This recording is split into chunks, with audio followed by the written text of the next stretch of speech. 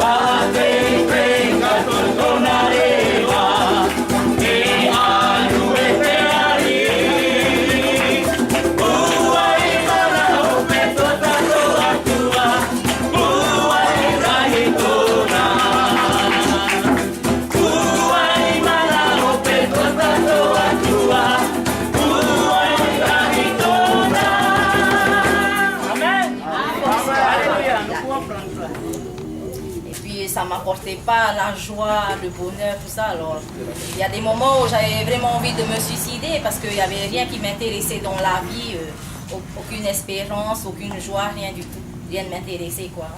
Et puis un jour, ma maman qui a fait une rencontre personnelle avec le Seigneur, Comme elle a voulu partager sa joie avec nous, elle a invité un frère à venir à la maison pour qu'il nous parle de son Jésus. Je me suis dit, hey, Jésus est à Yatra.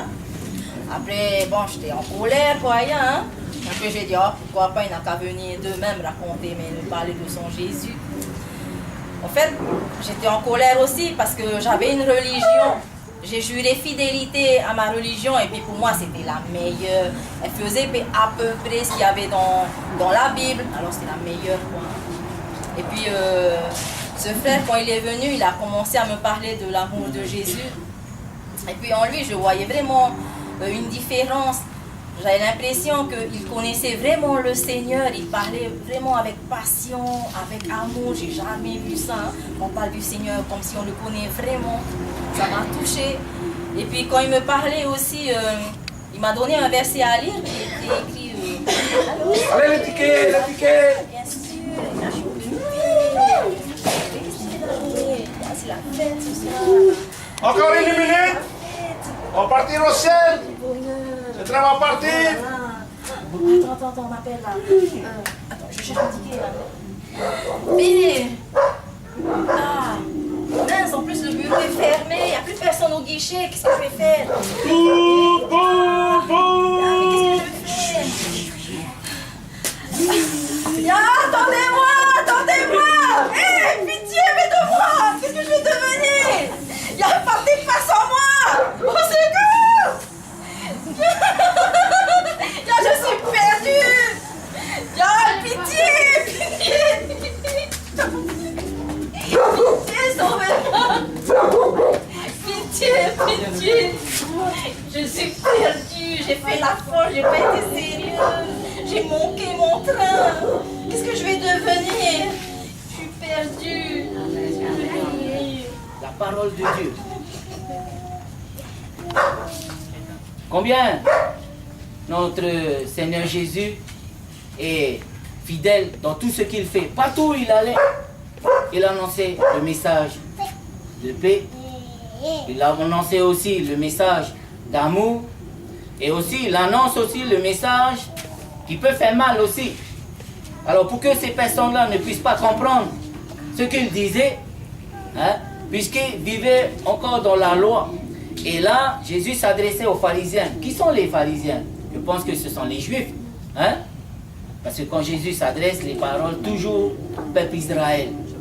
Et combien, pour chacun d'entre nous, il est très important de pouvoir écouter la parole de Dieu. Amen. Alors le thème de mon message ce soir est « Le langage de Jésus est souvent mal compris ». Nous allons voir ensemble deux points. Le premier point, comment comprendre le langage de Dieu. Nous allons donner la parole.